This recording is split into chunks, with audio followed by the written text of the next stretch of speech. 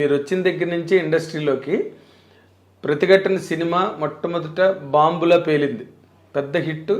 అందులో మీ మీద అందరి దృష్టి పడింది, ఎవరి ఆర్టిస్టు ఎవరి నటుడు అని. మీరు అక్కడి నుంచి మీ కెరీర్ అంతా నేను అబ్జర్వ్ చేస్తూనే ఉన్నా దాదాపుగా.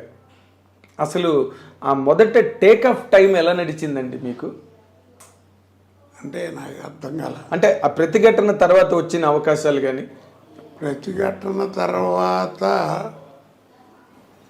ఆ డేట్ నాకు తెలిసి 85, 1985 అక్టోబర్ 11 అనుకుంటాను సినిమా రిలీజ్. దీపక్ మాల్లో రిలీజ్ అయింది హైదరాబాద్లో. దాన్ని ఆనుకునే స్టేట్ బ్యాంక్ ఆఫ్ ఇండియా ఉండేది.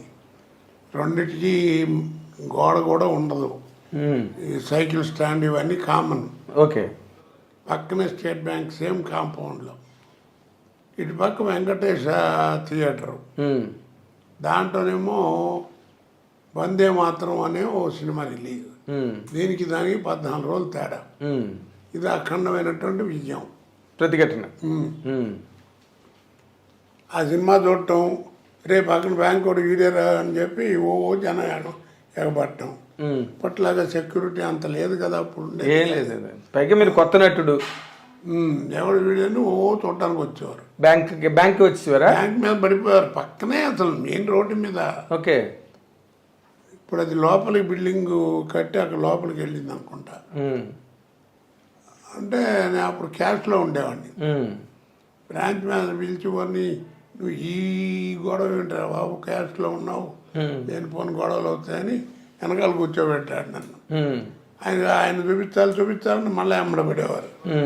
అప్పుడు నా యూనియన్ వాళ్ళు గొడవ చేసి పక్కన ట్రాన్స్ఫర్ ఇప్పించి హెడ్ ఆఫీస్కి మళ్ళీ పిలిపించుకున్నారు.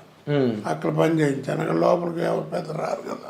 అదే, ఇది ఇక్కడంటే థియేటర్ పక్కనే ఉంది కాబట్టి ప్రాబ్లం. పక్కన బాగా ఆనుకునే ఉంటుంది.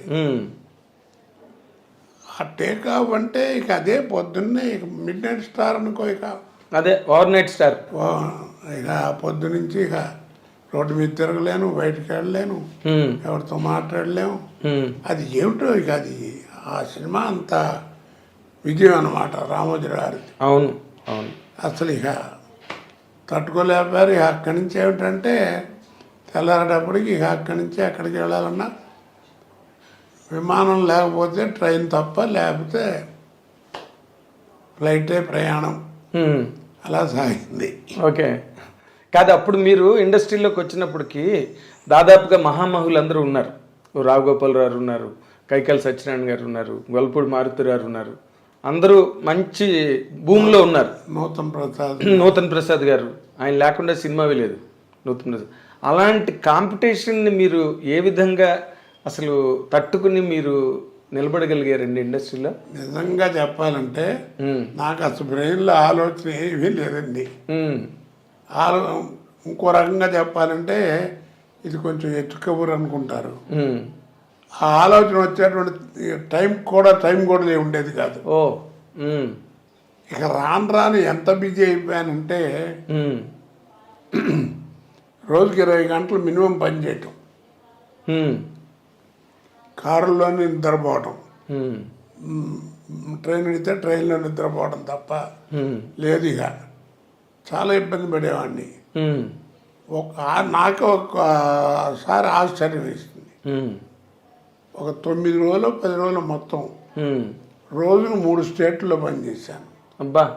పొద్దున హైదరాబాదు, మధ్యాహ్నం చెన్నై, ఇప్పుడు చెన్నై కదా, అప్పుడు మద్రాసు, రాత్రికి బెంగళూరు. మళ్ళీ మిడ్ నైట్ ఫ్లైట్ బయలుదేరి హైదరాబాద్ దిగటం, ఎయిర్పోర్ట్లోనే స్నానం కానీ చేయటం. అక్కడ ఎయిర్పోర్ట్లో స్నానం, విఐపి లాంజ్ ఉంటుంది కదా. అవును. అంటే అప్పుడు ఇంత ముమ్మరంగా లేదు కదా, సెక్యూరిటీ లేదు, మీడియా పబ్లిక్ క్రేజ్ కూడా అంత లేదు అప్పుడు. అసలు ఈ ఎక్కడ ఉన్నాయి? అవునండి. ఈ ఛానల్ లేవు కదా. అవును. సరే అక్కడే స్నానం చేసి మళ్ళీ ఇక్కడ షూటింగ్, మళ్ళీ ఇలా నాకు ఆశ్చర్యం వేసింది. ఇంట్లో అందరూ తిట్టం కూడా మొదలెట్టారు. ఎందుకు వచ్చింది తలకాయ నొప్పి, భోజనానికి కూడా టైం లేకుండా. సరే ఇక ఆ టైము అప్పుడు నాకు ఒక ఆలోచన వచ్చి అందరితో అంటుండేవాడిని. ఉమ్. మొన్న మధ్యన చచ్చిపోయాడు పాపం వేణు అని కమెడియన్ వేణుమాధవ్. వేణుమాధవ్. ఉమ్. వాడు ఓ రోజు చికాకు పడుతున్నాడు. ఉమ్. ఏంటది వాటి ఇది ఎవడు చేస్తాడు ఇది